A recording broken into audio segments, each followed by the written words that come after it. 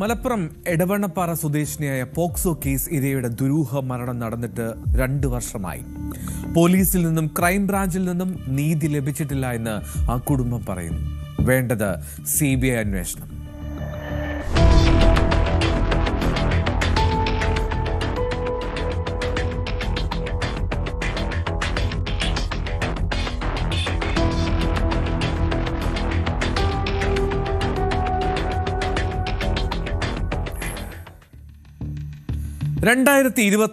ഫെബ്രുവരി 19 ചാലിയാറിൽ ആ 17-കാരിയുടെ മൃതദേഹം കണ്ടെത്തുന്നത്. തന്നെ ലൈംഗികമായി ഉപദ്രവിച്ച കരാട്ടെ അധ്യാപകനെതിരെ മൊഴി നൽകാനിരിക്കെയാണ് ആ പെൺകുട്ടിയെ ദുരൂഹ സാഹചര്യത്തിൽ ഒരു പുഴയിൽ മരിച്ച നിലയിൽ കണ്ടെത്തുന്നത്. സംഭവം അന്വേഷിച്ച പോലീസും ക്രൈംബ്രാഞ്ചും ഇത് ആത്മഹത്യയാണ് എന്ന നിഗമനത്തിൽ എത്തിയപ്പോൾ ആ 17-കാരിയുടേത് ആത്മഹത്യയല്ല, അത് കൊലപാതകമാണ് എന്ന് ഉറച്ചു വിശ്വസിക്കുകയാണ് അവളുടെ കുടുംബം. CBI അന്വേഷണം വേണമെന്നാണ് അവർക്ക് ആവശ്യം. അതിനായി ഹൈക്കോടതിയും സമീപിച്ചിട്ടുണ്ട്. ആരെയൊക്കെയോ രക്ഷിക്കാനുള്ള ശ്രമത്തിലായിരുന്നു പോലീസും ക്രൈംബ്രാഞ്ചും വളരെ പെട്ടെന്ന് ഈ ആത്മഹത്യ എന്ന നിഗമനത്തിലേക്ക് എത്തിയതെന്ന് ആ കുടുംബം ആരോപിക്കുന്നു. ഈ ആരോപണ വിധേയനായ പോക്സോ കേസിലെ പ്രതിയായിട്ടുള്ള ഈ കരാട്ട അധ്യാപകൻ V. സിദ്ദിഖ് അലി എന്നാണ് അയാളുടെ പേര്. ഈ സിദ്ദിഖ് അലി ഇപ്പോഴും റിമാൻഡിലാണ് പോക്സോ കേസിൽ. പോക്സോ കേസിലെ വിചാരണ തുടരുകയാണ്. നിശ്ചയദാർഢ്യമുള്ള ഒരുപാട് സ്വപ്നങ്ങളുള്ള ഒരു പെൺകുട്ടിയായിരുന്നു അവൾ. അതുകൊണ്ട് തന്നെ ആ പോക്സോ കേസിൽ പോലും ധൈര്യപൂർവ്വം മുന്നോട്ട് വന്ന മൊഴി നൽകാൻ ആഗ്രഹിച്ചിരുന്ന അവൾ ഒരു കാരണവശാലും ജീവൻ ഒടുക്കില്ല എന്ന് ഉറപ്പിച്ചു പറയുന്നു അവളുടെ സഹോദരി. ആത്മഹത്യ ചെയ്യേണ്ട യാതൊരു സാഹചര്യവും ഉണ്ടായിരുന്നില്ല. അവൾ അത്തരത്തിലുള്ളൊരു കുട്ടിയും ആയിരുന്നില്ല. കരാത്തെ അധ്യാപകനെതിരെ ലൈംഗികാതിക്രമം ഉണ്ടായി എന്ന് തുറന്നു പറഞ്ഞുകൊണ്ട് ധൈര്യപൂർവ്വം അയാൾക്കെതിരെ കേസുമായിട്ട് മുന്നോട്ട് പോകുകയാണ് ഇങ്ങനെയൊരു മരണം സംഭവിക്കുന്നത്. അത് കൊലപാതകമാണെന്ന് ഞങ്ങൾ ഉറച്ചു വിശ്വസിക്കുന്നു. മരണം നടന്ന ഉടൻ തന്നെ ഇത്രയേറെ ഒരുപാട് ദുരൂഹതകൾ ആ മരണവുമായിട്ട് ബന്ധപ്പെട്ടിട്ടുണ്ടായിരുന്നു. പക്ഷേ ഇതൊന്നും പരിഗണിക്കാതെ വളരെ പെട്ടെന്ന് തന്നെ, അതായത് അന്നേ ദിവസം എന്ന് പറയുന്ന പോലെ തന്നെ ഇതൊരു ആത്മഹത്യയാണെന്നുള്ള പ്രചാരണം പല ഭാഗത്തു നിന്നും ഉണ്ടാവുകയായിരുന്നു. പോലീസും ഒന്നിനും കാത്തു നിൽക്കാതെ, ഒരു റിപ്പോർട്ടുകൾക്കും കാത്തു നിൽക്കാതെ, ഒരു അന്വേഷണവും നടത്താതെ ഇതൊരു ആത്മഹത്യയാണെന്നുള്ള നിഗമനത്തിലേക്ക് എത്രയും പെട്ടെന്ന് പോകുന്ന രീതിയിലായിരുന്നു നമ്മൾ കണ്ടത്. ഏതാണ്ട് വൈകിട്ട് 6:30 ആ പെൺകുട്ടിയെ കാണാതാവുന്നത്. ഈ പെൺകുട്ടിയുടെ മൃതദേഹം കണ്ടെത്തുന്നത് 7:45 അതും പുഴയിൽ, കടവിലാണ് കണ്ടെത്തുന്നത്.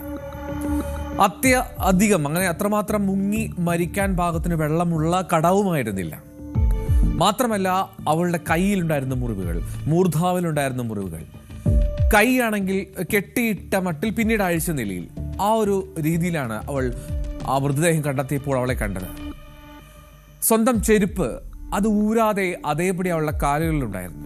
ഒരുപാട് അസ്വാഭാവികതകൾ അവളുടെ മൃതദേഹം ആദ്യം കണ്ടപ്പോൾ തന്നെ ഉണ്ടായിരുന്നു എന്ന് ആ കുടുംബം ഉറച്ചു വിശ്വസിക്കുന്നു. കുട്ടിയൊരു പരാതി കൊടുത്തിട്ട് മുന്നോട്ട് പോവുകയായിരുന്നു. ധൈര്യപൂർവ്വം നിൽക്കുന്ന ഒരു സമയത്താണ് ഇങ്ങനൊരു സാഹചര്യം ഉണ്ടാകുന്നത്. കുട്ടിയെ വൈകുന്നേരം 6:30 പെട്ടെന്ന് വീട്ടിൽ നിന്ന് കാണാതാവുന്നത്. കേസ് കൊടുക്കാൻ വേണ്ടി, അതായത് FIR ഇടാൻ വേണ്ടിയിട്ട് ഒരുങ്ങിയിരിക്കുന്ന സാഹചര്യത്തിലാണെന്നും കൂടി ഓർക്കണം. അങ്ങനെ പിന്നെ 7:45 നമ്മൾ ഈ കുട്ടിയെ ചാലിയാർ പുഴയിലെ മുട്ടുങ്ങൽ കടവിൽ നിന്ന് കണ്ടെത്തുമായിരുന്നു. ഈ കുട്ടീനെ കണ്ടെത്തുമ്പം അനിയത്തിയുടെ മേത്ത് വസ്ത്രമില്ലായിരുന്നു.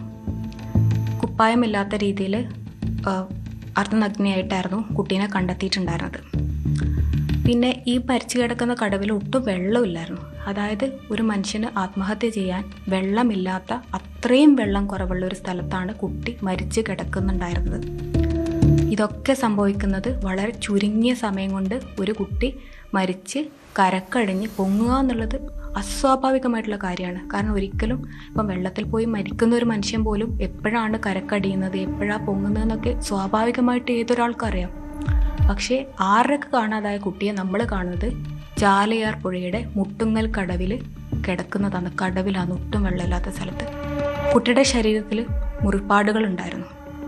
കുട്ടിയുടെ കൈ രണ്ടും മുന്നോട്ടേക്ക് വെച്ചിട്ട് കെട്ടിയിട്ട് കെട്ടൂരിയ രീതിയിലായിരുന്നു. പിന്നെ ഏതൊരാളെന്ന് പറഞ്ഞു കഴിഞ്ഞാലും ഒരു തട്ടിപ്പടക്കാനുള്ള ശ്രമമെങ്കിലും അവിടെ നടത്തും. പക്ഷെ കുട്ടിയുടെ 2 കാലിലെ ക്രോക്സ് ചെരുപ്പും അഴിയാതെ കിടക്കുന്നുണ്ടായിരുന്നു. ഇങ്ങനെ ഒരുപാട് കാര്യങ്ങൾ അതുമായി ബന്ധപ്പെട്ടിട്ട് ഉണ്ടായിരുന്നു.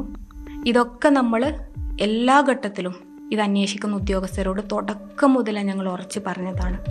ഇതൊന്നും കൂടാതെ തന്നെ കുട്ടി ആ ദിവസത്തിൽ കുട്ടി കടവിലേക്ക് പോകുന്നതും ഇവളെ ഏകദേശം അതേ സമയത്ത് തന്നെ അപരിചിതരായിട്ടുള്ള ആൾക്കാർ അങ്ങോട്ട് പോകുന്നതൊക്കെ കണ്ട ദൃക്സാക്ഷികൾ മൊഴി നൽകിയതാണ്. എന്നിട്ട് പോലും ആ വിഷയങ്ങളിലൊന്നും ഒരു സത്യസന്ധമായ അന്വേഷണം നടന്നില്ല എന്നുള്ളതാണ്. ഇത് ആത്മഹത്യയാക്കി തീർക്കണമെന്നുള്ള രീതിയിലായിരുന്നു ഇവിടെ കാര്യങ്ങളൊക്കെ പ്രവർത്തിച്ചു പോയത്. നമ്മൾ 1-ാമത്തെ ദിവസം മുതൽ ഇതൊക്കെ പറഞ്ഞിട്ടും അതൊക്കെ തള്ളിക്കളയുന്ന രീതിയിലായിരുന്നു കാര്യങ്ങൾ മുന്നോട്ട് പോയത്. ഈ കരാട്ടെ അധ്യാപകനായുള്ള സിദ്ദിഖ് അലി, അദ്ദേഹത്തിന്റെ പ്രാദേശിക രാഷ്ട്രീയ ബന്ധമാണോ ഇതൊരു ആത്മഹത്യയാക്കി തീർക്കണമെന്നുള്ള നിർബന്ധം ആ കുടുംബം ആരോപിക്കുന്ന പോലെ അതിലേക്ക് നയിച്ചത്? എന്താണെങ്കിലും ഒരു വെള്ളം അധികമില്ലാത്ത ആ കടവിൽ അവൾ മരിച്ചു പൊങ്ങുന്നത് അവിശ്വസനീയമാണ് ആ വീട്ടുകാർക്കും ബന്ധുക്കൾക്കും.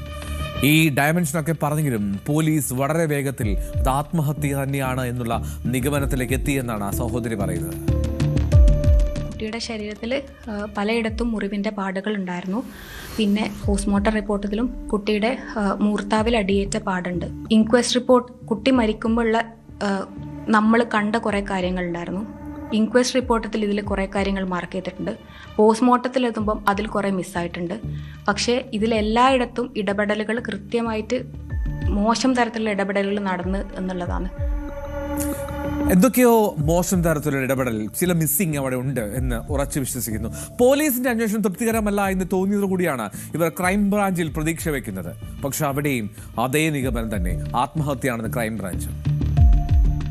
ഞങ്ങൾ സ്വാഭാവികമായിട്ടും വിചാരിച്ചത് തുടക്കത്തിൽ പോലീസ് അന്വേഷിച്ചു. ഞങ്ങളെ നിരുത്സാഹപ്പെടുത്തുന്ന രീതിയിലായിരുന്നു അവരുടെ മുന്നോട്ട് പോക്ക്. നമ്മൾ എന്ത് പറയുമ്പോഴും ഒന്ന് അന്വേഷിക്കാമെന്ന് പോലും പറയുന്നതിന് പകരം ഒരു നിഗമനത്തിലേക്ക് എത്തുമെന്ന് പറയുന്നത് ഭയങ്കര വേദനയുള്ള കാര്യമായിരുന്നു. പിന്നീട് അന്വേഷിച്ച DYSP അതേ രീതിയിൽ തന്നെയാണ് മുന്നോട്ട് പോയത്. അങ്ങനെയാണ് ക്രൈംബ്രാഞ്ചിലേക്ക് വിട്ടത്. പക്ഷെ അവരും പോലീസിനെ പോലെ തന്നെ മുൻവിധിയോടെ കൂടിയിട്ട് ഇത് അന്വേഷിച്ചിട്ട് ഇതിലെ ബാക്കിയുള്ള എല്ലാ കാര്യങ്ങളും തഴയുന്ന രീതിയിലാണ് മുന്നോട്ട് പോയത്. അപ്പം ഞങ്ങൾ പല ഘട്ടത്തിലും അന്വേഷണം ശരിയായ ദിശയിലല്ല എന്നുള്ളത് നമ്മൾ പ്രധാനപ്പെട്ട പല ആൾക്കാരെയും കണ്ടിട്ടും കത്തുകളായിട്ടും ഒക്കെ ഞങ്ങളുടെ പരാതി അറിയിച്ചിട്ടുണ്ടായിരുന്നു. ലീഗ് ബന്ധമുള്ള സിദ്ദിഖ് അലിക്ക് വേണ്ടിയുള്ളതാണ് ഓരോ അന്വേഷണങ്ങളും എന്നാണ് കുടുംബത്തിന്റെ വിശ്വാസം. ആക്ഷൻ കമ്മിറ്റിയും അതൊക്കെ തന്നെയാണ് പറയുന്നത്. എന്തായാലും കുടുംബം ആവശ്യപ്പെടുന്നത് ഒന്ന് മാത്രം, അവരുടെ മകൾ, അവരുടെ സഹോദരി മരിച്ചിട്ട് 2 വർഷമായി. അത് ജീവൻ ഒടുക്കിയതല്ല. കാരണം അവൾ ഒരുപാട് സ്വപ്നം കണ്ടിരുന്നു. ജെഇ ഉൾപ്പെടെ നേടണം, എഴുതിയെടുക്കണം, ഉന്നത വിജയം നേടണം, മനുഷ്യന് വേണ്ടി പ്രവർത്തിക്കണമെന്നൊക്കെ. അങ്ങനെ സ്വപ്നം കണ്ട അവൾ വളരെ പെട്ടെന്ന് ജീവൻ ഒടുക്കാനുള്ള തീരുമാനമെടുക്കില്ല എന്ന് ആ വീട്ടുകാർക്കല്ലാതെ മറ്റാർക്കാണ് ഇത്ര ഉറപ്പിൽ പറയാൻ കഴിയുക?